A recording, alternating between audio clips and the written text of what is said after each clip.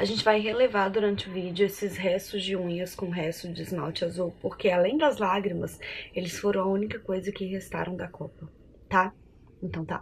Oi gente, tudo bem? Eu sou a Ana Lu e hoje eu vim trazer o fechamento das leituras de junho aqui pro canal. Em maio eu fui praticamente uma máquina, eu li pra caramba, mas em junho bateu uma ressaquinha literária, então o ritmo foi menor, mas tudo bem também, né? Isso não importa, o que importa é a gente se divertir e ler quando a gente quer. E, sem mais delongas, vamos lá então.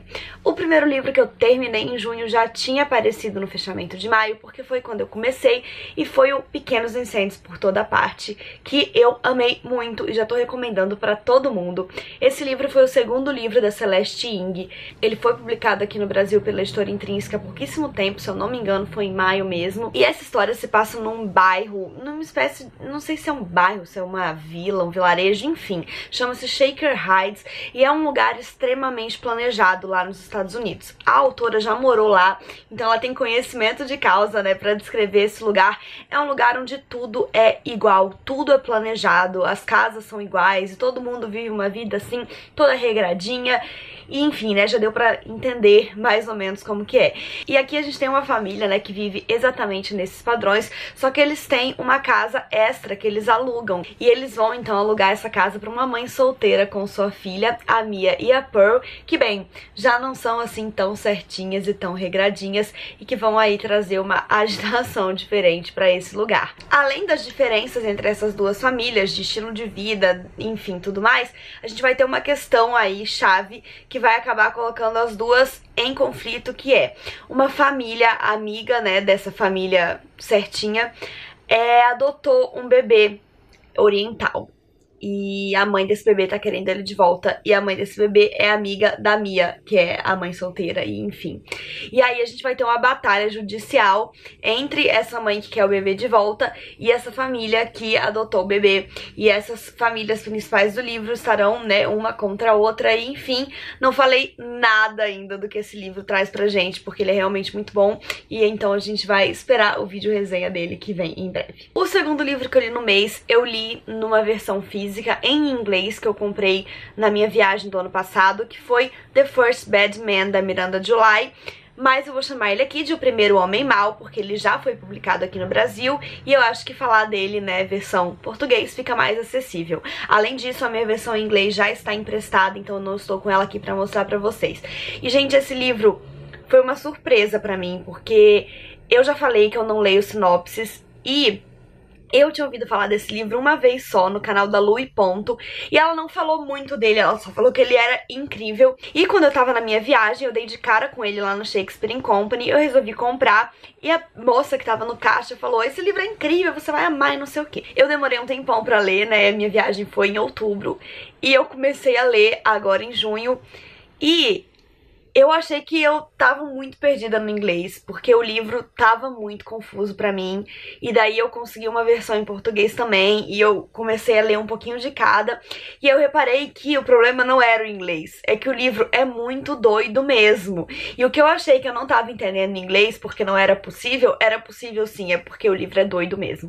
Esse livro, ele é escrito em primeira pessoa, e a gente tá, né, dentro da cabeça da Cheryl, que é uma mulher de 42 anos, que é apaixonada por um cara 20 anos mais velho, e ela vive sozinha, ela é cheia de manias, ela vive, né, aquela vidinha dela, que ela mora sozinha, então tudo na casa dela funciona milimetricamente como ela quer, ela tem uma porção de manias, e ela trabalha numa empresa já há bastante tempo, ela é uma pessoa de confiança dos donos da empresa, e essa é basicamente a vida dela, e ela fica ali pirando por causa desse cara 20 anos mais velho, construindo coisas na cabeça dela. Ela tem certeza que eles já foram casal em todas as outras vidas deles, e que só tá faltando nessa, enfim, ela vive ali naquele mundo dela.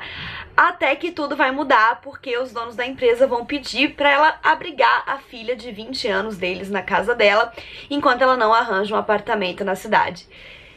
E aí, gente, essa menina, ela é, assim, um ser muito peculiar, porque eu tinha muita raiva dela, porque ela é muito folgada, sabe, assim, ela chegou na casa de uma mulher que morava sozinha e tinha tudo muito regradinho, e começou a virar tudo do avesso. Primeiro que ela não tomava banho e a Cherry reclamava que ela ficava fedendo. Segundo que ela se recusou a dormir no quartinho, né, dos fundos e adotou o sofá da Cherry como cama dela. Então ela tomou conta da sala, a sala virou o quarto dela.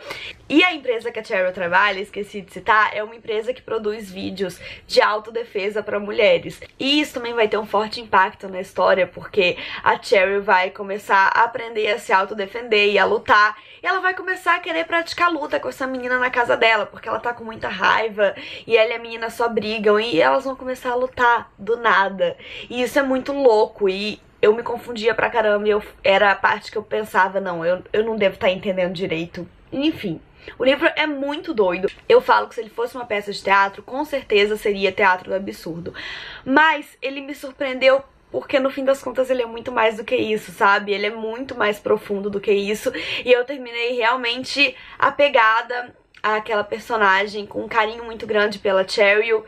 E, enfim, acho que a gente conversa mais sobre ele quando eu gravar o meu vídeo com as experiências de leitura. Depois que eu terminei o primeiro Homem Mal, eu fui ler uma promessa que eu tinha feito pra minha amiga Luísa, de que eu ia ler Anarquistas, graças a Deus, que era um livro que ela tava me recomendando há muito tempo. A Luísa ama a Zélia Gattai. Um dia a gente foi no Sebo e ela me fez comprar esse livro. A edição é muito fofinha, olha só.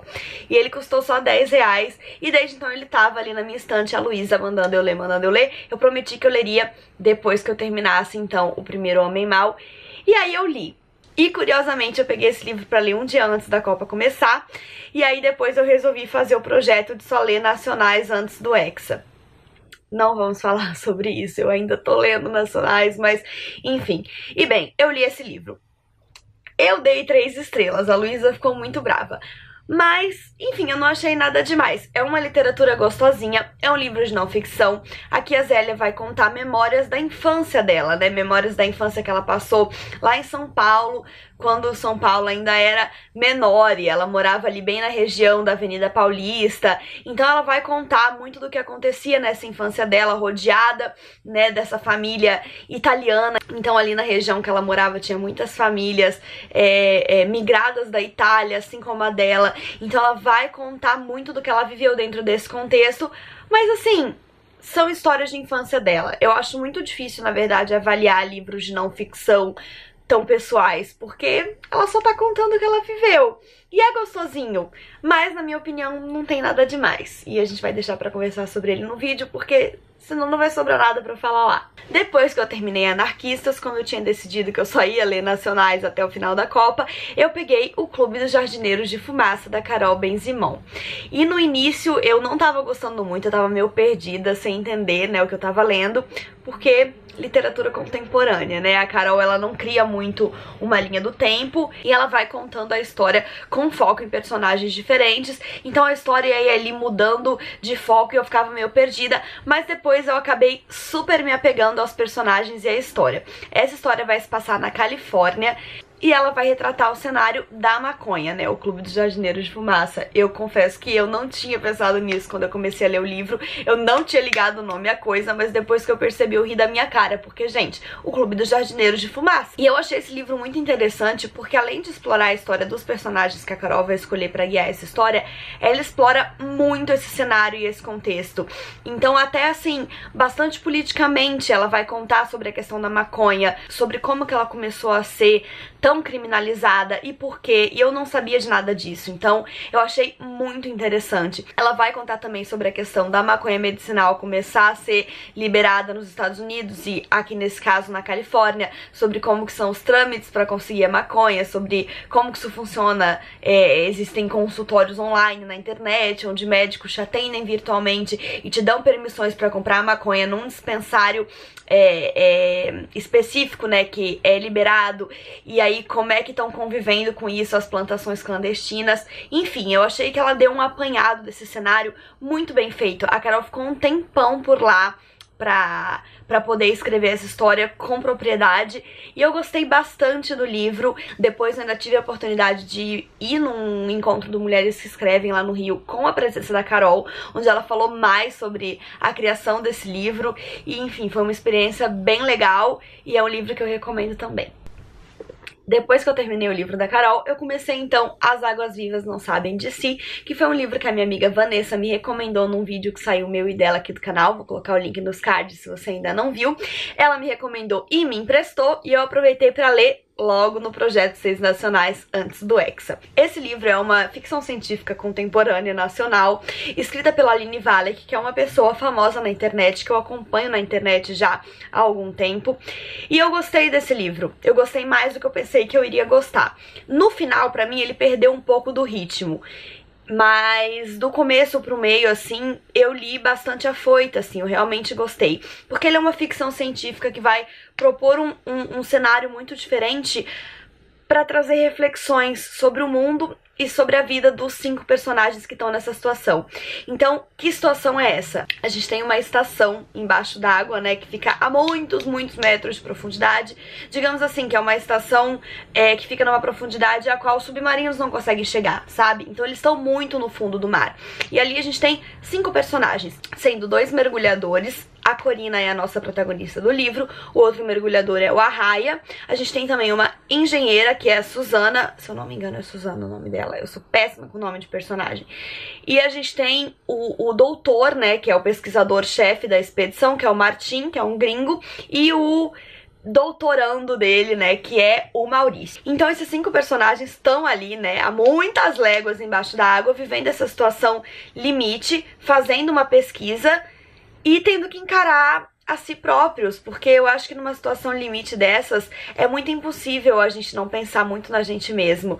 E eu acho que o principal desse livro é isso, é muito uma história de personagem, porque cada um dos 5 personagens tem as suas próprias questões, e apesar da Corina ser a grande protagonista, a gente vai conhecer as questões de todos eles, assim, aos poucos. Além disso, a gente vai ter reflexões fortíssimas sobre o mundo e o que os seres humanos fazem com eles através de animais. Sim, aqui a Aline propõe capítulos que permeiam a história e que falam de espécies animais, sejam já extintas ou ainda existentes. Então a gente vai ter um capítulo sobre o polvo, a gente vai ter um capítulo sobre a baleia cachalote, a gente também vai ter um capítulo sobre os azules, que teoricamente são uma espécie já extinta.